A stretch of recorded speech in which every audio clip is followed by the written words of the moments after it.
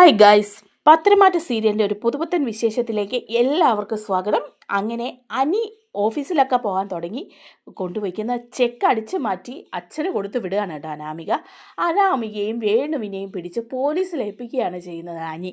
ആ വിശേഷങ്ങളാണ് നമ്മൾ പങ്കുവയ്ക്കാൻ പോകുന്നത്. നമ്മുടെ വീഡിയോ ഒന്ന് ലൈക്ക് ചെയ്യണേ, ചാനൽ കൂടി ഒന്ന് സബ്സ്ക്രൈബ് ചെയ്ത് സപ്പോർട്ട് ചെയ്യണേ. അങ്ങനെ അനി ഓഫീസിൽ നിന്ന് വന്നിട്ട് പണത്തിൻ്റെ കാര്യമൊക്കെ കൈകാര്യം ചെയ്യുന്നത് കാണുമ്പം അനാമിക ഇങ്ങനെ ചിന്തിക്കുകയാണ്, ഈ ചെക്കൊക്കെ ഒന്ന് അടിച്ചു മാറ്റിയാലോ എന്നോർക്കുക. അപ്പോൾ അനിയോട് ചോദിക്കുക, നീ ഇപ്പം ക്യാഷിൻ്റെ കാര്യങ്ങളൊക്കെ കൈകാര്യം ചെയ്യാൻ തുടങ്ങിയോ? തുടങ്ങി. അതെന്താ എനിക്ക് കൈകാര്യം ചെയ്യാൻ തുടങ്ങി കൂടെ എന്ന് ചോദിക്കുക. ഏയ് ഒന്നുമില്ല, ഞാൻ ചോദിച്ചതേ ഉള്ളൂ എന്ന് പറയണം. അപ്പോൾ അനാമിക ഇങ്ങനെ ശ്രദ്ധിക്കുകയാണ് കേട്ടോ. 50 ലക്ഷം രൂപയുടെ ചെക്കാണ് എഴുതി അനി ലോക്കറിൽ വെക്കുന്നത്. അതിൻ്റെ ലോക്കറിൻ്റെ നമ്പറൊക്കെ ചെക്ക് ചെയ്ത് അനാമിക ഇങ്ങനെ നിൽക്കുകയാണ്. അതിനൊക്കെ ശേഷം അനി പിറ്റേ ദിവസം രാവിലെ വെളിയിലേക്ക് ഇറങ്ങിപ്പോകുന്ന സമയം നോക്കി അനാമിക ആ ലോക്കറിൽ നിന്ന് ആ ചെക്ക് അങ്ങ് എടുക്കുകയാണ്, 50 ലക്ഷം രൂപയുടെ. അത് എടുത്തതിന് ശേഷം വേണുവിനെ വിളിക്കുകയാണ്. എന്നിട്ട് പറയുന്നുണ്ട്, അച്ഛാ കുറച്ച് പണം കിട്ടിയിട്ടുണ്ട്, കുറച്ചധികം തന്നെയുണ്ട്. ഒരു ചെക്കാണ് 50 ലക്ഷം രൂപയുടെ. അച്ഛൻ രാത്രിയിൽ എപ്പോഴെങ്കിലും ഇങ്ങോട്ട് വന്നാൽ അത് ഞാൻ തരാം. അതും കൊണ്ടുപോയി അച്ഛൻ നേരെ ബാങ്കിൽ മാറണം. എന്താണെന്ന് വെച്ചാൽ ചെയ്തോണം, പിടിക്കപ്പെടരുത്. നമ്മുടെ കടങ്ങളെല്ലാം വീട്ടാനുള്ള തുകയുണ്ട് അതിൽ. അപ്പം വേണു ചോദിക്കുകയാണ്, എത്രയുണ്ട് മോളെ?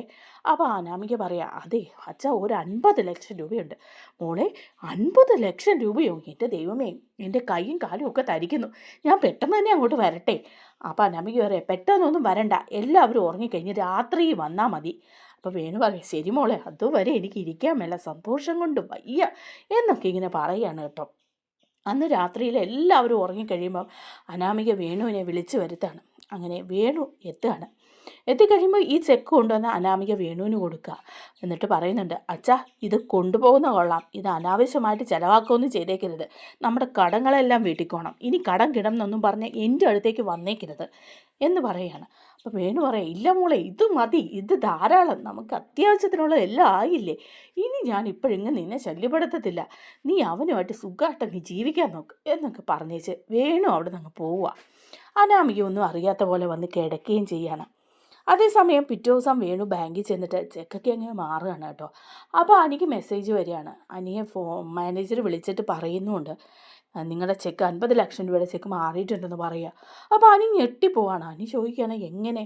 ഞാൻ അതിന് ചെക്ക് പ്രസൻറ്റ് ചെയ്തില്ലല്ലോ എന്ന് പറയുമ്പോൾ മാനേജർ പറയാണ്, ചെക്ക് ഇവിടെ കൊണ്ടുവന്നു, നിങ്ങൾ അന്വേഷിക്കുക, എന്തെങ്കിലും ഫ്രോഡ് ആണോ എന്നുള്ള കാര്യം അറിയണമെങ്കിൽ എന്ന് പറയാം. അപ്പോൾ അനി ലോക്കറിൽ നോക്കുകയാണ് കേട്ടോ വച്ചിരുന്ന ചെക്ക്. അപ്പോൾ ചെക്കില്ല അവിടെ. ഉടനെ തന്നെ അനാമികയെന്ന് വിളിച്ച് ചെല്ലുകയാണ്. അപ്പോൾ അനാമിക ചോദിക്കുന്നുണ്ട്, ഒന്നും അറിയാത്ത പോലെ, എന്താ നീ? അല്ല, ഞാൻ ലോക്കറിൽ വെച്ച ചെക്ക് അത് നീ കണ്ടായിരുന്നോ? നീ എടുത്ത് എങ്ങോട്ടെങ്കിലും മാറ്റി വെച്ചോ? അപ്പോൾ അനാമിക പറയാൻ, ഞാനോ? ചെക്ക് നീ ലോക്കറിൽ വെച്ചോ? അനാമിക, നീ അഭിനയിക്കരുത്. ഇന്നലെ നീയും കൂടെ റൂമിലുള്ളപ്പോഴാണ് ഞാനത് ഒരു 50 ലക്ഷം രൂപയുടെ ചെക്ക് ലോക്കറിൽ വെച്ചത്. നീ ലോക്കറിൽ വെച്ചെങ്കിൽ എനിക്ക് ലോക്കറിൻ്റെ നമ്പറൊക്കെ ഒന്നും അറിയില്ല. വെറുതെ അനി എന്നെ സംശയിക്കരുത്. അല്ലെങ്കിൽ ഞാൻ എന്താ പൊട്ടിയാണോ? ലോക്കറിൽ ഇരിക്കുന്ന ചെക്ക് എടുത്ത് അടിച്ചു മാറ്റാൻ, അതും 50 ലക്ഷം രൂപയുടെ. എന്തായാലും പിടിക്കപ്പെടുമെന്നുള്ള കാര്യം അപ്പോൾ ഉറപ്പല്ലേ? അപ്പം ഞാൻ ആ പണിയൊന്നും ചെയ്യില്ല എന്ന് പറയാം. അപ്പം അനി പറയാണ്, നീ അറിയാതെ അത് പിന്നെ എവിടെ പോകാനാണ്? നമ്മുടെ റൂമിലല്ലേ ഞാൻ വെച്ചത്, എന്നിട്ട് അത് കാണാതെ പോകാമെന്ന് പറഞ്ഞാൽ അനാമിക, നീ കളിക്കരുത്. 1-2 രൂപയല്ല, രൂപ 50 ലക്ഷമാണ് പുതിയ ഓർഡറിന് കൊടുക്കാൻ വേണ്ടിയിട്ട് ഞാൻ വച്ചിരുന്നതാണ് എന്ന് പറയാണ് കേട്ടോ. അപ്പോൾ മുത്തശ്ശനും ചോദിക്കുന്നുണ്ട്, എന്താ നീ പ്രശ്നം എന്ന് ചോദിക്കുക. എൻ്റെ മുത്തശ്ശൻ, ഞാൻ ഇന്നലെ ചെക്ക് എഴുതി വെച്ചതാ, അതിപ്പോൾ കാണുന്നില്ല, അത് ബാങ്കിൽ ആരോ മാറുകയും ചെയ്തിട്ടുണ്ട്. എന്താ ചെയ്യാന്ന് അറിയില്ല, എന്ത് വലിയ തട്ടിപ്പാണ് ഈ നടക്കുന്നത്. എൻ്റെ റൂമിൽ വെച്ചിരുന്ന പണം ആരെടുത്തോണ്ട് പോയെന്നാ, എനിക്കൊരു എത്തും പിടുത്തവും കിട്ടുന്നില്ലല്ലോ എന്ന് പറയാം. അപ്പോൾ മുത്തശ്ശൻ പറയുന്നുണ്ട്, അതാരെടുക്കാനാ? നിങ്ങളുടെ റൂമിൽ ഈ വീട്ടിലുള്ള ആരെങ്കിലും അല്ലാതെ വേറെ ആരാ? നിങ്ങളല്ലേ, വേറെ ആര് കയറാനാ? അപ്പോൾ അനാമിക പറയാണ്, ഇവിടെ ഇങ്ങനെയുള്ള പരിപാടികളൊക്കെ ചെയ്യുന്നത് അഭിയേട്ടനല്ലേ, ഇനി അഭിയേട്ടനെ വിളിച്ചൊന്ന് ചോദിക്ക് എന്തെങ്കിലും ചെയ്തോന്ന്. അപ്പോഴേക്കും മുത്തശ്ശൻ പറയാണ്, അഭിയോ? അവനെങ്ങനെ നിങ്ങളുടെ റൂമിൽ കയറി കിടക്കും? ഇന്നലെ രാത്രിയിലും പകലും ഒക്കെ നിങ്ങളിവിടെ ഉണ്ടായിരുന്നല്ലോ, പിന്നെ നിങ്ങളുടെ റൂമിൽ കയറി അഭി ചെക്കെടുക്കുന്നോ? അപ്പോഴേക്കും ഉടനെ ജലജ അവിടെ നിന്നിട്ട് പറയാണ്, എന്താ പറയുന്നത് അനാമിക? നീ പല പ്രാവശ്യം ഇപ്പോൾ പറഞ്ഞല്ലോ അത് അഭിയായിരിക്കുമെന്ന്. നിനക്കെന്താ ഉറപ്പ് അത് അഭിയാണെന്ന്? എൻ്റെ മോൻ അങ്ങനെയൊന്നും ചെയ്യില്ല. അപ്പോൾ അനാമിക പറയുക, ഇവിടെ ഏറ്റവും വലിയ തട്ടിപ്പുകാർ അപ്പച്ചിയും അപ്പച്ചിയുടെ മോനുമാണെന്ന് എല്ലാവരും പറയുന്നുണ്ടല്ലോ. അപ്പോഴേക്കും ജലജ പറയാം, അനാമികയെ, ഞങ്ങൾ ചെറിയ ചെറിയ കള്ളത്തരങ്ങൾ കാണിക്കുകയുള്ളൂ. ഈ 50 ലക്ഷം രൂപയുടെ ചെക്കൊക്കെ അനിയുടെ റൂമിൽ വന്നിട്ട് എടുക്കാനൊന്നും ഞങ്ങളാളല്ല. അതുമല്ല, അവൻ ലോക്കറിൽ ഭദ്രമായിട്ട് വെച്ച സാധനം. നീ അറിയാതെ അത് എവിടെയും പോവില്ല എന്ന് പറയാണ് ജലജ. ആഹാ, ഇപ്പം അങ്ങനെയായോ? മോനെ സംരക്ഷിക്കാനുള്ള പണിയായിരിക്കും അല്ലേ എന്നും പറഞ്ഞ് ജലജയും അനാമികയും കൂടി അടിയാകാണ് കേട്ടോ. അതേസമയം മുത്തശ്ശൻ പറയുന്നുണ്ട്, നിങ്ങളൊന്നും മിണ്ടാതിരിക്കുക, ഇതിനൊക്കെ ഒരു തീരുമാനം ഉണ്ടാവണ്ടേ. ആദർശം അഭിയൊക്കെ വരട്ടെ, എന്നിട്ട് നമുക്ക് ചോദിക്കാം, ഇല്ലെങ്കിൽ നമുക്ക് പോലീസിൽ കംപ്ലയിൻറ്റ് ചെയ്യാം എന്ന് പറയാണ്. അപ്പോൾ പോലീസ് കംപ്ലയിൻറ്റ് ചെയ്യുന്നതെന്ന് പറയുമ്പം അനാമികയ്ക്ക് ഒരു പേടിയൊക്കെ ആവുകയാണ്. അപ്പോൾ അനാമിക പറയാണ്, എന്തിനാ ഇതൊക്കെ പോലീസ് കംപ്ലയിൻറ്റ് ചെയ്യുന്നത്?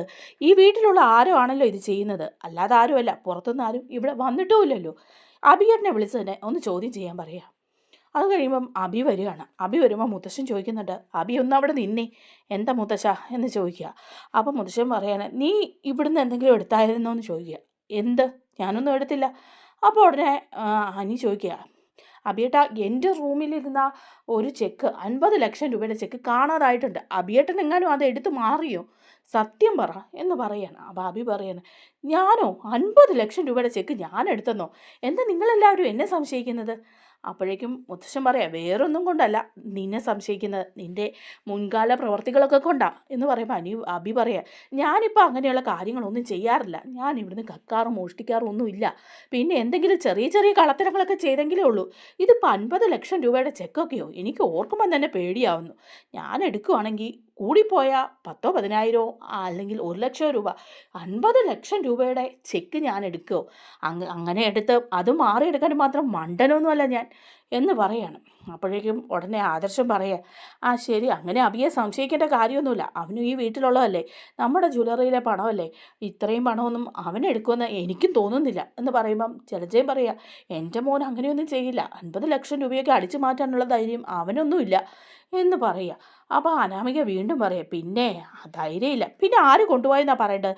ഇപ്പോൾ അനിയുടെ തലയിലാണല്ലോ, ഇനി അനിയെങ്ങാനും അടിച്ചു മാറ്റിയെന്നാണോ എല്ലാവരും പറയുന്നത്? അപ്പോൾ അനി പറയുക, ഒന്നും മിണ്ടാതിരിക്കുക അനാമികയെ, ഇത് പോലീസിലൊന്ന് കംപ്ലയിൻറ്റ് ചെയ്യേണ്ട കാര്യമുള്ളൂ, നമുക്ക് എല്ലാ തെളിവും കിട്ടുമെന്ന് പറയാൻ കേട്ടോ. അങ്ങനെ അവരത് പോലീസിൽ അനി വിളിച്ച് പറയുക. അങ്ങനെ അന്വേഷിക്കാനായിട്ട് പോലീസ് എത്തുകയാണ്.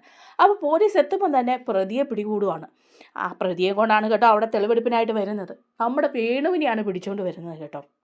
അപ്പോൾ പോലീസ് കംപ്ലയിൻറ്റ് ചെയ്ത ഉടനെ അവർ ആ പരിസരത്തെ CCTV എല്ലാം ചെക്ക് ചെയ്യാണ്. അങ്ങനെ CCTV ചെക്ക് ചെയ്യുമ്പം രാത്രി 12:30-ക്ക് ശേഷം അവിടെ ഒരാളെ എത്തുകയാണ്, നമ്മുടെ വേണുവിനെ കയ്യോടെ പോലീസ് പൊക്കുവാണ്. വേണുവിൻ്റെ ടവറും അതുപോലെ തന്നെ വേണുവിൻ്റെ ഫോണും ഒക്കെ ചെക്ക് ചെയ്യാണ്. അങ്ങനെ വേണു തന്നെയാണ് അവിടെ അസ്വാഭാവികമായിട്ട് എത്തിയതെന്ന് പോലീസിന് മനസ്സിലാകുക.